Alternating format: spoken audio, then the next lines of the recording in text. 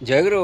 ମୁଁ ଦେବରାଜ ୱେଲକମ୍ କରୁଛି ମୋ YouTube channel Devraj live vision. ଆପଣମାନେ କେମିତି ଅଛନ୍ତି? ମୁଁ ତ ଭଲରେ ଅଛି, ଆଶା କରୁଛି ଠାକୁରଙ୍କର ଆପଣମାନେ ଭଲରେ ଥିବେ। ଭଗବାନ ସମସ୍ତଙ୍କର ମଙ୍ଗଳ କରନ୍ତୁ। ଆସନ୍ତୁ ଯିବା ଗୋଟେ ନୂଆ ବ୍ଲଗ୍କୁ। ଆଜି ନୂଆ ବ୍ଲଗ୍ରେ ଯିବା ଗୋଟେ ବିଶେଷ ସତ୍ସଙ୍ଗ ଯିବା, ଯେଉଁ ବିଶେଷ ସତ୍ସଙ୍ଗ ଦେଖିବା ଶ୍ରଦ୍ଧେୟ ରୀତିକ ଦାଦାଙ୍କର ବହୁତ ସୁନ୍ଦର ଯାଜନ। ଆପଣମାନେ କେମିତି କ'ଣ ଲାଗୁଛି ନିଶ୍ଚୟ କମେଣ୍ଟ କରିତେ ଜଣାଇବେ। ଆଉ ଡେରି କରିବାନି, ଆସନ୍ତୁ ଯିବା ଦେଖିବା ଶ୍ରଦ୍ଧେୟ ରୀତିକ ଦାଦାଙ୍କର ବହୁତ ସୁନ୍ଦର ଯାଜନ। ଆସନ୍ତୁ।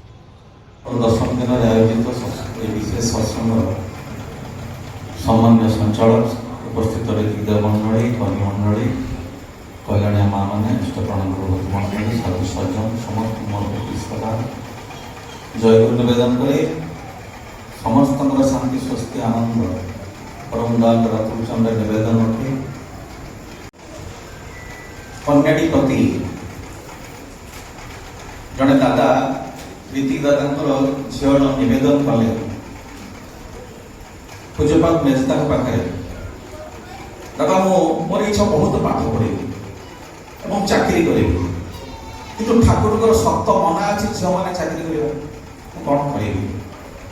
ପୂଜ୍ୟପାତ ମେଜଦା କହୁଛନ୍ତି, ତୁମେ ବର୍ତ୍ତମାନର ଯେଉଁ ପରିସ୍ଥିତିରେ ଝିଅମାନଙ୍କୁ ବିଭିନ୍ନ ଦିଗରୁ ପ୍ରୋତ୍ସାହିତ କରାଯାଉଛି, ତୁମେ ଚାକିରି କରିପାର, କିନ୍ତୁ ଈଶ୍ୱର ଯେଉଁ ଉଦ୍ଦେଶ୍ୟରେ ତୁମକୁ ସୃଷ୍ଟି କରିଛନ୍ତି ସେ ଉଦ୍ଦେଶ୍ୟ ପୂରଣରେ ଯେଭଳି ତ୍ରୁଟି ନ ହୁଏ।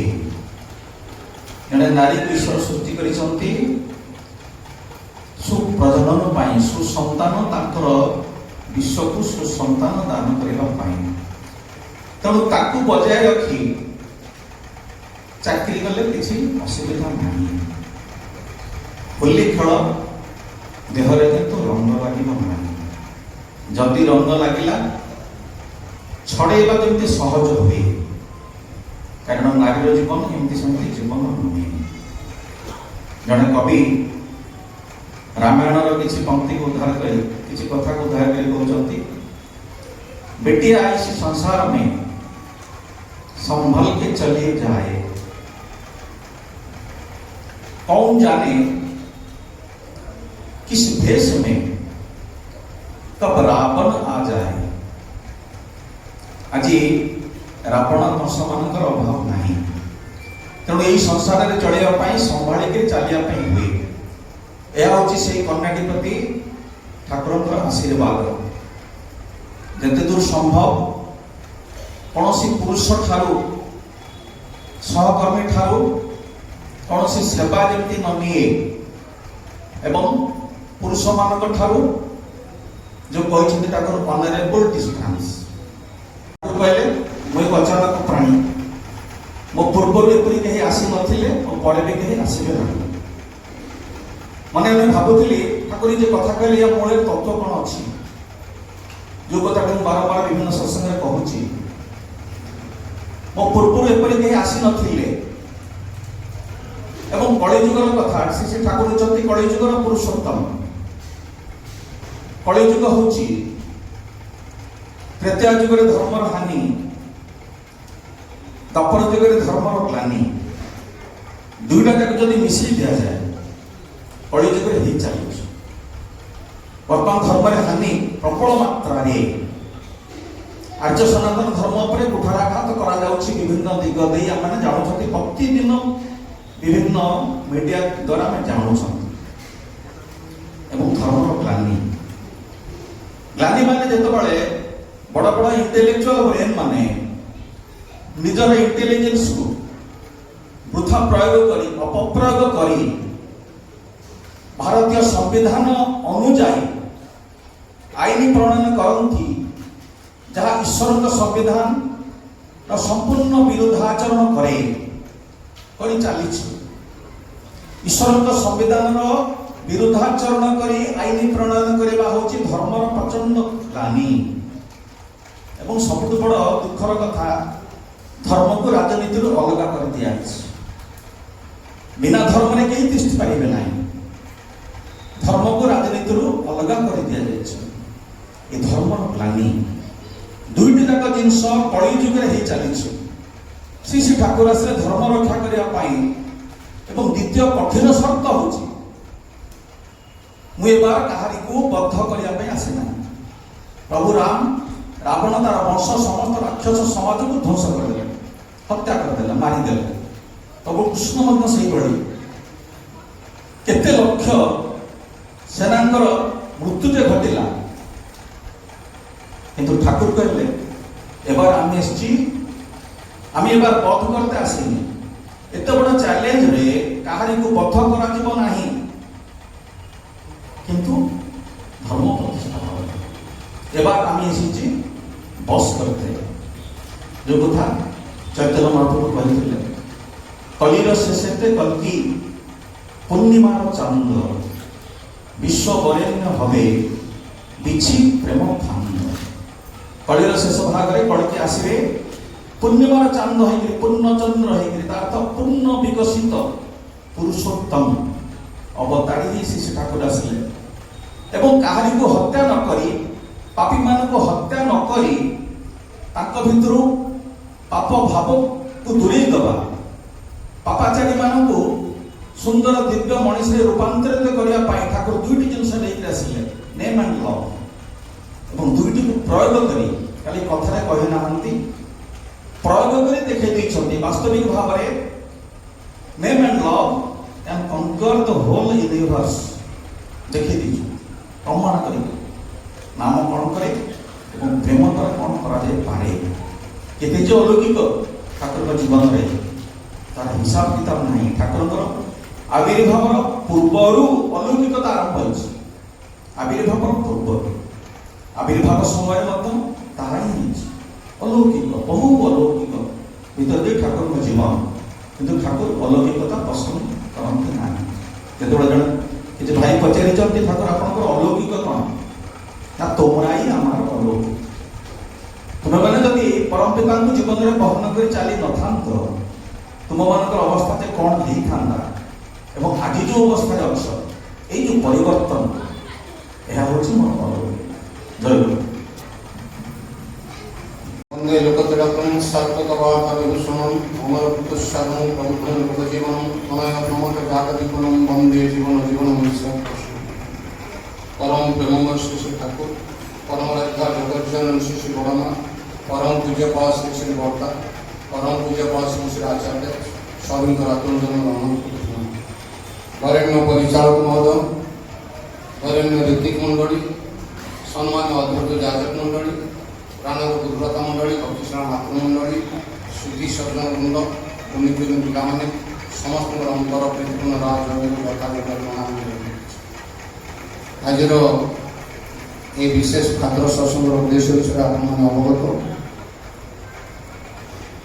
আজি দশম দিবস এই ভুবনেশ্বর সৎসঙ্গ আনুকূল্যরে তেরোটি জোন সৎসঙ্গ অনুষ্ঠিত হচ্ছে। আজ বাଳକାଟି ଜୋନ୍ର ଯେଉଁ ଭାଇ ଓ ମା' ମାନେ ମୋ ପୂର୍ବରୁ ବିଭିନ୍ନ ଭାଇ ସେମାନଙ୍କର ନାମ ଘୋଷଣା କରିଛନ୍ତି, ଯେଉଁମାନେ ଭୋଗ ଆଦି ନିବେଦନ କରୁଛନ୍ତି, ସେମାନଙ୍କର ଆପଣମାନଙ୍କର ସମସ୍ତଙ୍କର ସର୍ବବିଧ ମଙ୍ଗଳ ନିମନ୍ତେ ଠାକୁରଙ୍କର ଆତ୍ମଚାରିତ କରୁଛି। ଏଇ ଭାଦ୍ର ସତ୍ସଙ୍ଗର ସୂତ୍ରପାତଟା କେଉଁଠି? এটা শ্রী শ্রী দাদাଙ୍କ ପାଖରୁ ଆରମ୍ଭ ହୋଇଛି, କିନ୍ତୁ ତା ପୂର୍ବରୁ ରହିଛି ଶ୍ରୀ ଶ୍ରୀ ବର୍ଦାଙ୍କ ପାଖରେ। ବେଲଗରିଆର କିଛି ଗୁରୁ ଭାଇ ଆସିକି ନିବେଦନ କଲେ, ପିଲାମାନେ ଟିକେ ପାଠିତୁଲ କରନି, କହିଲେ ଯେ ଯେମିତି ଶ୍ରାବଣ ମାସରେ ମାସ ସାରା ପାଣି ଦେଉଛନ୍ତି, ଶିବଙ୍କ ଉପରେ ପାଣି ଢାଳୁଛନ୍ତି, କାର୍ତ୍ତିକ ମାସରେ ବେଳେ କାର୍ତ୍ତିକ ମାସ ସାରା ପୂଜା କରୁଛନ୍ତି ନିରାମିଷାଶୀ ଖାଦ୍ୟ ଗ୍ରହଣ କରି, ସେମିତି ଠାକୁରଙ୍କର ଜନ୍ମ ମାସଟା ଯଦି ଆମମାନେ ପାଳନ କରନ୍ତି କେମିତି ହୁଅନ୍ତୁ? ଶ୍ରୀ ଶ୍ରୀ ବର୍ଦା କିଛି ଅସୁବିଧା କିଛି କହିବେ। ପରବର୍ତ୍ତୀ ଅବସ୍ଥାରେ ପୂଜକ ଦାଦା ସେଇଟାକୁ କାର୍ଯ୍ୟକାରୀ ଏଇଟା ତାର ମୂଳ ସୂତ୍ରପାତ। ତେଣୁ ଏଇ ଯେଉଁ ପାଣି ଢାଳିବା କଥା, ମୋ ପୂର୍ବରୁ ବିପିନ ଭାଇ କହୁଥିଲେ ଯେ କୃଷ୍ଣଙ୍କୁ ଆସିଥିଲେ କଂସ, ଜରାସନ୍ଧ, ଦୁର୍ଯ୍ୟୋଧନ ଇତ୍ୟାଦିକୁ ବଧ କରିଥିଲେ, କିନ୍ତୁ ରାମଚନ୍ଦ୍ର ରାବଣକୁ ବଧ କରିଥିଲେ। ଏଇ କଥାଟା ବିହାରର ମିର୍ଜାପୁର ବୋଲି ଗୋଟେ ଗାଁ ଅଛି, ସେ ଗାଁର ଯେ ମୁଖିଆ, ତାଙ୍କୁ ମୁଖିଆ ଯେ ଡାକନ୍ତି, ସିଏ ଆସିଥିଲେ ବୈଦ୍ୟନାଥ ଧାମକୁ ପାଣି ଢାଳିବା ପାଇଁ ଶ୍ରାବଣ ମାସରେ। ଶୁଣିଲେ ଯେ ଶ୍ରୀ ଶ୍ରୀ ଠାକୁର ଦେଓଘରେ ଅବସ୍ଥାନ କରୁଛନ୍ତି, ସେ ଠାକୁରଙ୍କୁ ଦର୍ଶନ କରିବା ପରେ ସେ କିନ୍ତୁ ସିଧାସଳଖ ଠାକୁରଙ୍କୁ ଏଇ ପ୍ରଶ୍ନ ପଚାରିଲେ ଯେ ମୁଁ ଶୁଣୁଛି ଲୋକମାନେ କହୁଛନ୍ତି ଆପଣ ଭଗବାନ ପୁରୁଷୋତ୍ତମ, ରାମଚନ୍ଦ୍ର ତ ରାବଣକୁ ବଧ କରିଥିଲେ, କୃଷ୍ଣଚନ୍ଦ୍ର ତ କଂସ ଜରାସନ୍ଧ ଇତ୍ୟାଦି କେତେ ବଧ କରିଥିଲେ, ଆପଣ ତ କାହିଁ କାହାକୁ ବଧ କରିନି।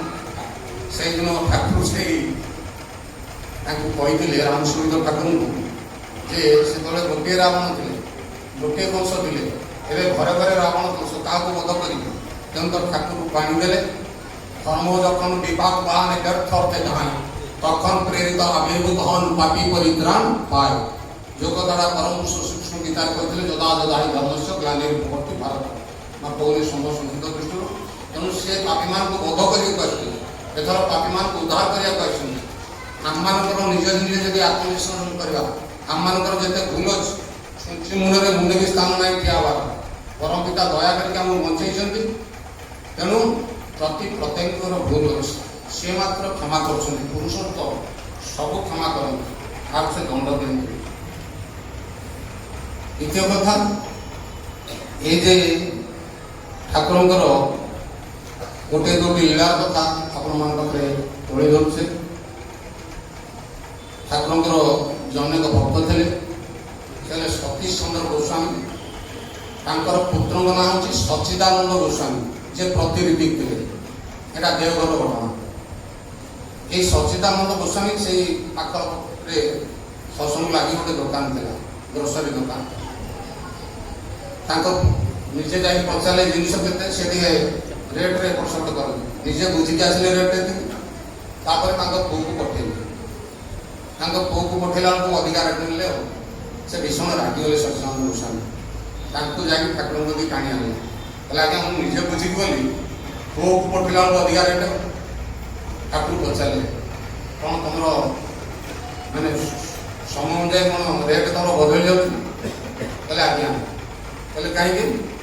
କହିଲେ ଆଜ୍ଞା ଆପଣ ତ ପ୍ରତ୍ୟେକ ଦିନ ବିଜ୍ଞା କରୁଛନ୍ତି, ମୋ ପାଖରେ ଯାଇକି ପ୍ରଥମେ ପହଞ୍ଚିବେ, କହିବେ ତମଠୁ ଆରମ୍ଭ କରିବି, ମୁଁ ତ ମନା କରିପାରିବି। ମୁଁ ତ ଯଦି ଦେବି ସବୁଦିନ ଏମିତି, ମୁଁ ତ ଦୋକାନ ନିଶ୍ଚୟ ହେଇଯିବ, ଭାଙ୍ଗିଯିବ। ତେଣୁ କିଛିଟା କହିଦେଲେ ରେଟ୍ କିଛିଟା ବଢ଼େଇକି ସ୍ଥାନ କ'ଣ କରୁଛନ୍ତି। ଠାକୁର ଲୁଦା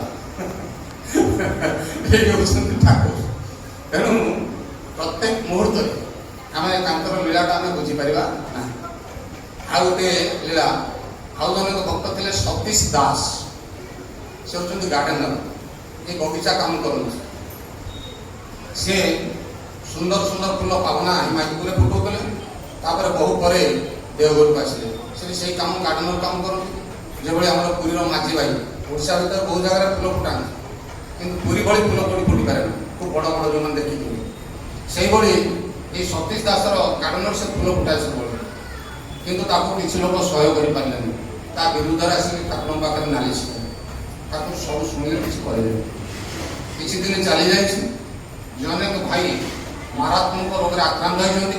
ସେ ଠାକୁରଙ୍କ ପାଖରେ ନିବେଦନ କଲେ। ଠାକୁର ଡକ୍ଟର ପ୍ୟାରୀନଦୀକି ଡାକିକି ଗୋଟେ ଔଷଧ ଡାକିଲେ। ତା ଭିତରେ ଗୋଟେ ଶଙ୍ଖ ପୁଷ୍ପୀ ଥିଲା। ସେଇ ଶଙ୍ଖ ପୁଷ୍ପୀଟା କୋଉଠୁ ମିଳିଲାନି, ତେଣୁ ଔଷଧଟା ତିଆରି କରୁନି। ତା ଭିତରେ ଯେତେବେଳେ ଖୋଜିବାକୁ ଗଲେ ଏଇ ସତୀଶ ଦାସ କୃଷି ଆଉ ନାହିଁ, କାରଣ ତା ବିରୁଦ୍ଧରେ ନାଲିଶ କରିତେ ସେ ଘର ଛାଡ଼ିକି ପଳେଇଛି। ଠାକୁର ଭାରି ମନ ଦୁଃଖ କଲେ। ଅନେକ ଦିନ ଚାଲି ଯାଇଛି।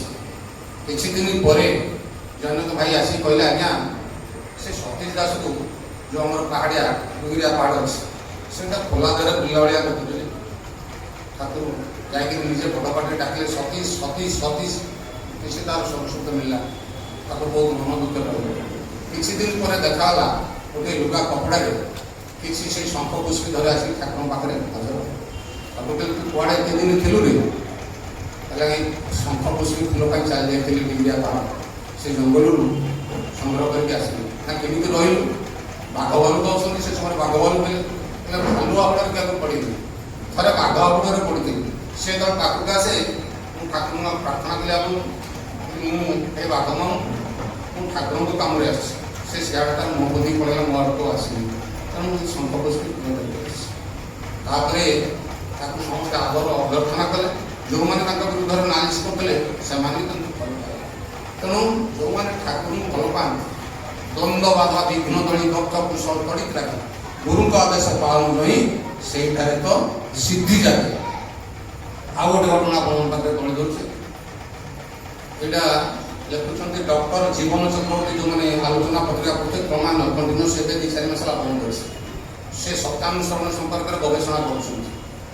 ଏହି ସତ୍ୟାନୁସରଣ ପ୍ରଥମେ ତ ଆପଣମାନେ ଜାଣିଛନ୍ତି ଅତୁଲ ଚନ୍ଦ୍ର ଭଟ୍ଟାଚାର୍ଯ୍ୟଙ୍କ ନିବେଦନ କ୍ରମେ ଗୋଟିଏ ରାତିରେ ଠାକୁର 22 ବର୍ଷ ବୟସରେ ଲେଖିଥିଲେ, କିନ୍ତୁ ତାର ପଶ୍ଚାତପଟର କାରଣଟା କେହି ଜାଣିନାହାନ୍ତି। ପଶ୍ଚାତପଟର କାରଣ ଏହି ଅତୁଲ ଚନ୍ଦ୍ର ଭଟ୍ଟାଚାର୍ଯ୍ୟ ସହଜିଆ ଲୋକ ନଥିଲେ। ତାଙ୍କ ବିରୁଦ୍ଧରେ ତାଙ୍କ ସ୍ତ୍ରୀ ଆସିକି ଠାକୁରଙ୍କ ପାଖରେ କାନ୍ଦିଲା। ଠାକୁର କହିଲେ ଠିକ୍ ଅଛି। ତାପରେ ଅତୁଲ ଚନ୍ଦ୍ର ଭଟ୍ଟାଚାର୍ଯ୍ୟ ଠାକୁର କହିଲେ, ତାକୁ ଏତେ ଭଲ ପାଇଲେ ପାଖକୁ ଟାଣି ଆଣିଲେ। ଆଉ ଅତୁଲ ଚନ୍ଦ୍ର ଭଟ୍ଟାଚାର୍ଯ୍ୟ ଠାକୁରଙ୍କୁ ଛାଡ଼ିବାକୁ ନାରାଜ ଅଛି। ସେ ପଶ୍ଚାତପଟରେ ତାଙ୍କର ସ୍ତ୍ରୀଙ୍କର ରହିଛି।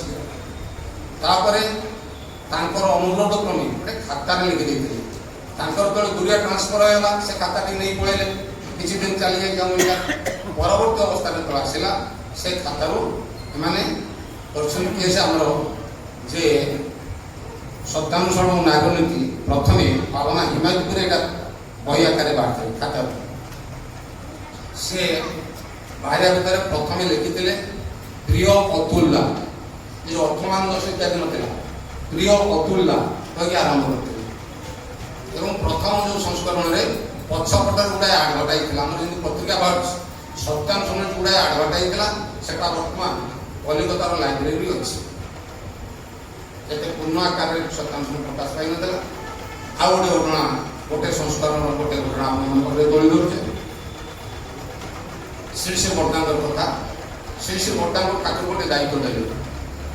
ସେ ଦାୟିତ୍ୱଟି କିଛି ଦିନ ଗଲା ପରେ ଶ୍ରୀ ଶ୍ରୀ ଠାକୁର ପଚାରିଲେ, ବଡ଼ କକା ତତେ ଯେଉଁ ଦାୟିତ୍ୱଟା ଦେଇଥିଲି ତୁ ସମ୍ପାଦନ କରୁଛୁ? କହିଲେ ଆଜ୍ଞା। କହିଲେ କାହିଁକି କହିଲୁନି ତ ମୋତେ? ବର୍ଦ୍ଧା କହିଲେ ଆପଣ କହିଛନ୍ତି ଯିଏ ଅଳ୍ପ କହେ ବେଶୀ କରେ ସେ ପ୍ରଥମ ଶ୍ରେଣୀ କବି, ଯିଏ ଯେତିକି କହେ ସେତିକି କରେ ସେ ଦ୍ୱିତୀୟ ଶ୍ରେଣୀ କବି, ଯିଏ ବେଶୀ କହେ ଅଳ୍ପ କରେ ସେ ତୃତୀୟ ଶ୍ରେଣୀ କବି। ତାର ପରିବାର ନାହିଁ, ପରିବାର ବେଶୀ ଅଳ୍ପ। କହିଲେ ଆଚ୍ଛା ତାହେଲେ ଠିକ୍ ଅଛି, ସତ୍ୟାନୁସରଣ ଚେଞ୍ଜ କରିଦେବା। ତେଣୁ ପ୍ରଥମ ଲାଇନଟା ଉଠେଇ ଦେଲେ। ଯିଏ ଅଳ୍ପ କହେ ବେଶୀ କରେ ସେ ପ୍ରଥମ ଶ୍ରେଣୀ କର୍ମୀଟା ଉଠେଇ ଦେଲେ। ଯିଏ ଯେତିକି କହେ ସେତିକି କରେ ପ୍ରଥମ ଶ୍ରେଣୀ କର୍ମୀ, ତାପରେ ବଢ଼ିଯାଇଛି। କିଛି ଦିନ ପରେ ସେ ବର୍ଦ୍ଧା ଯାଇକି ଆଣ୍ଟିକି ନିବେଦନ କଲେ। କହିଲେ ଆଜ୍ଞା ଆଗରୁ ଯେମିତି ଥିଲା ସେମିତି ଫେର ସେ ବର୍ଦ୍ଧାଙ୍କ ଅନୁରୋଧ କଲେ, ଫେର ସତ୍ୟାନୁସରଣ ଯେମିତି ଥିଲା ସେମିତି। ଗୋଟେ ଗୋଟେ ସଂସ୍କରଣରେ ଅନେକ କିଛି ଚେଞ୍ଜ ହେଇଛି। এইটা আমি জানি না, এটা ডক্টর জীবন চক্রবর্তী প্রত্যেক কন্টিনিউ সেটা বার তবে সে যা হোক এই পুণ্যপুত্রের কথা আপনার মধ্যে তৈরি করছে। এই যেতবে কীর্তন যুগ আরম্ভ হয়ে নথিলা, ঠাকুর পরীক্ষা দিয়ে আসছেন পাস করি, পাস তো করুনଥିଲା আপনার জানেন সে সব বিশেষ যাওনি সমাজ সূচক দৃষ্টি যে গাঁ গন্ডা যে কথা ধর্মর জ্ঞানী ঘটি দেওয়া কথা বলুলে অনেক পাখ অনেক মানে গাঁ গন্ডারে চোরি ডকাতি যাহা কিছু ঘটুলা। তেমন সে এরিয়ার বিশিষ্ট পাবনা ভিতর সমস্ত বিশিষ্ট লোক বসিলে গোটে সভা ডাকি কেমিতি তাকে দূরীভূত করা। ঠাকুর এবং অনন্ত মহারাজ সে সভাକୁ ଯାଇଥିଲେ। ঠাকুর তো নিজে কোন সভায় ঠিয়াই କୁହନ୍ତି ନା ଅନନ୍ତ ମହାରାଜ କହିଲେ ଠିଆଇ କହ ଯେ ଏକମାତ୍ର କୀର୍ତ୍ତନ ଦ୍ୱାରା ଏଇଟା ସମ୍ଭବ ହୋଇପାରିବ। ସମସ୍ତେ କହିଲେ କୀର୍ତ୍ତନ ଦ୍ୱାରା କହିଲେ ତ ଠାକୁର ତାପରେ ଆରମ୍ଭ କଲେ କୀର୍ତ୍ତନ ଯୁଗ। ଆଉ এই কীর্তন যুগରେ ଯେଉଁ ଭାବବାଣୀ ହବ ଆପଣ ଜାଣିଛନ୍ତି, ଭାବବାଣୀରେ ଲିପିବଦ୍ଧ ରହିଲା ସେଟା ହେଲା ପୁଣ୍ୟବୃତ୍ତି। ସେ ପୁଣ୍ୟବୃତ୍ତି ଗୋଟେ ଖାତାରେ ଲେଖା ହେଇଥିଲା, ସେଟା ଜଣେ ଲୋକ ଚୋରିକିରି ନେଇଗଲା ଆଉ ମିଳିଲାନି। କିଛି ଦିନ ପରେ ଜଣେ ଓକିଲ ସେ ଗୋଟେ ସଭାରେ ଭାଷଣ ଦେଉଛନ୍ତି, এই ପୁଣ୍ୟବୃତ୍ତିର କିଛି କଥା କହୁଛନ୍ତି। ସମସ୍ତେ ଆସନ୍ତି କହିଲେ এই କଥା ଆମ ପୂର୍ବରୁ ପାଇଲେ, କହିଲେ ଜଙ୍ଗଲରେ ଏତେ ପୃଷ୍ଠା ପଡ଼ିଯାଉ ସେଇଠୁ ପୁରା କରିକି ଆଣିଛନ୍ତି ନା କେଉଁଠି ପଡ଼ିଥିଲା ଯାଇ ଖୋଜିଲେ ବର୍ଷା ବର୍ଷା ପାଣି ଲିଭି ଯାଇଛି ପୁଣ୍ୟବୃତ୍ତି, ତାକୁ ସଂଗ୍ରହ କଲେ ପରବର୍ତ୍ତୀ ଅବସ୍ଥାରେ ପୁଣ୍ୟବୃତ୍ତି କହିବ। ଏଇଟାର ଇତିହାସ। ତେଣୁ ଏ ପୁଣ୍ୟବୃତ୍ତି ସତ୍ୟାନୁସରଣ ନାରନୀତି ଅନେକ କିଛି ତାର ରହିଛି। ଆମେମାନେ ସେ ବିଷୟରେ ତାର ଯେଉଁମାନେ ଗବେଷଣା କରୁଛନ୍ତି ସେମାନେ ଜାଣିଛନ୍ତି। ତେବେ ସେଆଡ଼କୁ ମୁଁ ବିଶେଷ କିଛି ଯାଉନି, ଠାକୁରଙ୍କର ସମୟ ତ ସଂକ୍ଷିପ୍ତ। ଶ୍ରୀ ଶ୍ରୀ ଦାଦାଙ୍କର ଗୋଟେ ଘଟଣା କରୁଛି। ଜଣେ ଡାକ୍ତର ଥିଲେ ଆଇ ସ୍ପେଶାଲିଷ୍ଟ, ତାଙ୍କ ନାଁ ହେଉଛନ୍ତି ଡକ୍ଟର ଶିଶିର ମଣ୍ଡଳ। ସେ ଯେତେବେଳେ ସପ୍ରତିନିଧିରେ ପ୍ରାପ୍ତ ହେଲେ ଶ୍ରୀ ଶ୍ରୀ ଦାଦା ତାଙ୍କୁ କହିଲେ ତୁମେ ବାମ ଆଖି ଡାହାଣ ଆଖି ଅନେକ ଅପରେସନ୍ କରୁଛ, କିନ୍ତୁ ଏବେ ତୃତୀୟ ଆଖି ଅପରେସନ୍ କରିବ। କହିଲେ ତୃତୀୟ ଆଖି କ'ଣ ନା ଯେଉଁମାନଙ୍କୁ ଦୀକ୍ଷା ପ୍ରଦାନ କରିବ ତାଙ୍କର ତୃତୀୟ ନେତ୍ର ଖୋଲିବ, ତେଣୁ ତୃତୀୟ ନେତ୍ର ଟିକେ ଅପରେସନ୍। এই কথাটা খুঁজে বা দাদাঙ্কর সেদিন ডক্টর শিশির মন্ডল প্রতি आशीर्वाद थे तेरे से जाओ ठाकुर तो अनेक लीला रही आउ गोटे लीला कथा आपे कही दूसरे 1953 मसीहार घटना दीपर की पक्का दिने रमणर माँ आसी ठाकुर पाखे कांदी कहला मत काली षष्ठी माँ सुशीला माँ एम सब मत मिसिक माइले ठाकुर कम डे बोले कहीं माइल से आसिले कहले आज्ञा सी आमको मोर बोली कहे हठात तो मोर बोली कहले तो आउ कौन थी ना से सेंट पेट मारी पाउडर फाउडर मारी आसला तो आम चिड़े देव बढ़िया देखा तो बढ़िया बासुरा से तो मोर कह ठाकुर कहला मोर बोली कही से तो माइले असुविधा कौन शुण लोक पैसा पत्र खर्च कर घसामड़ा खाऊ तू तो बिना पैसा तो घसामड़ा करदे कथा कही ठाकुर हसई देले से रमणरमा आसले समस्त आसिले कौन सी कथा को ठाकुर गुरुत्व सहित ये नियंती लाघव कर दियंती आचार्य भी से आचार्य गोटे घटना आपने तोड़ देते 2022 मसीहा आचार्य पाखे बसती ये कथा केत थर तोड़ दे स्वामी स्त्री दुज आसिले कहले आज्ञा मो पुटा भीषण रागी आचार्य से पिलाटी डाके कहले शुण जे रागे से बोका जे चालाक से मत रागे तू बोका हो ना चालाक बोला मुझे चालाक जदि प्रकृत चालाक जा मत रागे से पिलाटी तापर आउ दुज स्वामी स्त्री आस कहले आज्ञा मो पुटा मत नामधान करूँ कहले नामधान कर आप देखिए से कर आचार्य आम से अमु भाई गेट पाखे बसे छाड़े नहीं गा कहले अमु बांकुरा सत्संग से घटनाटी कहलु नामदान संपर्क से सी ठिया कहले कहले जन भाई बांकुरा सत्संग रही से किसी काम नाम करती जो काम नाम कथा कहते नाम कर तो चतरपट पाखे सब चतर बढ़ी नाम तेणु भितर अन्वेषण कले देखला बेलू चक्रपट भितर ठाकुर पट ना से जो झील पिला भल पाए तारी प्रति से रखी नाम तेणु आम मैंने प्रकृत नाम करदे ताले आम रहीपर ठाकुर कथा अच्छे साधन विहीन कर्म शांतियुक्त एवं कर्म विहीन साधना तेराली बंधा परस्पर परिपूरक साधन कर कर्म भी कर परस्पर परिपूरक तेज समय तो संक्षिप्त यही उत्सवटा हूँ सब आनंदर कथा गोटे हस कथा संस्कृत गोटे गल्प आप तोड़ दे समय सरी आसे बधिरस्य बंधु दर्शन दुई जन बंधु थे जड़े काला और जड़े भल लोक यही काला लोकटीर भल लोकटीर देह खराब है काला लोकटी देखा गला कहला से तो जहाँ कहे मत तो शुभन कौन करी तेणु जेनेल क्वेश्चन आंसर केतरा भागीदेला प्रथम जाए पचारि संगाते तुम देह केमती अच्छे एत दिन है ज्वर है मैंने से तुम संगाते नहीं कम्प्लेन जाओ द्वितीय प्रश्न पचारि संगाते तुम खाओ से फलमूल मिश्री कहूँ से खाओ तृतीय प्रश्न पचारि संगाते तुम डाक्तर के निश्चित भल डाक्तर ना बढ़िया डाक्तर यही कथाटी भाविकी गला खाला प्रथम जाए पचारा संगाते तुम देह केमती अच्छे कहला कौन कहली संगाते दिन दिन बढ़ुची पचे कमिबा ना कहला ईश्वर जहाँ करते आमर मंगल हो रागिगला द्वितीय प्रश्न पचारा संगाते तुम कौन खाऊ से रागिक कहला निआ पाउंश खाऊ कहला हाँ से आहरी रागिगला तृतीय प्रश्न पचारा अच्छा संगाते तुम डाक्तर के तो रागिकी पंचम कहला जम कहला बढ़िया डाक्तर से तेणु आम मैंने बुझुना शुणुना आम कथा को जादन कर ठाकुर कहले गोटे बाणीदेले जो जी कहले तू ये फलटी पाइबू सुंदर से छाड़ीदे जानी सब अवान्तर तेणु आम मैंने ठाकुर जमी चाहिए आम से जादन करवा लोकर हृदय मंत्री जो बजई पार यहाँ हूँ मुख्य उद्देश्य तेणु ठाकुर गोटे बाणी कहीकि मोर वक्तव्य सांग कर से बाणीटीर हेडिंग हूँ चला पथर पाथेय नीति विधान बाणी संख्या 362 ठाकुर कहले ताहा खाओ ना जहाँ खाइले रोग हुए हजम कर पारना ताहा खाओ ना जहाँ खाइले रोग हुए हजम कर पारना ताहा स्पर्श करना जो संक्रमित हो पार ताहा स्पर्श करना जो संक्रमित हो पार से ताहा करना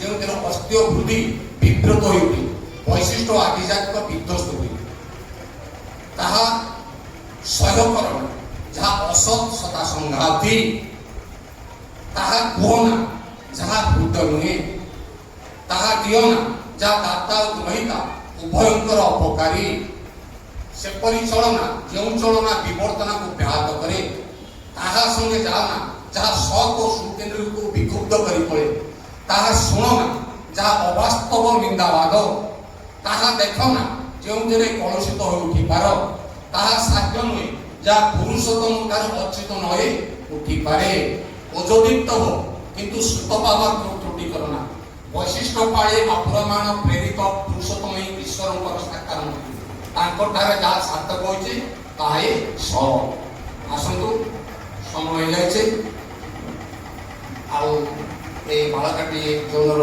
भाई और माँ माने तथा जो मैंने भगवत ज्ञान निवेदन कर कथा उपस्थित समस्त सर्वविध मंगल कामना निमंत्रे ठाकुर आचरण प्रार्थना जन मोर भक्त जय गुरु। आज ब्लॉग तो आम देखिले केमती सजाती दादा बहुत सुंदर जाजन आपन केमती क्या लगे निश्चय कमेंट कर पुणी देखा गोटे नुआ ब्लॉगर रोचे आप नमस्कार जय जगन्नाथ जय गुरु।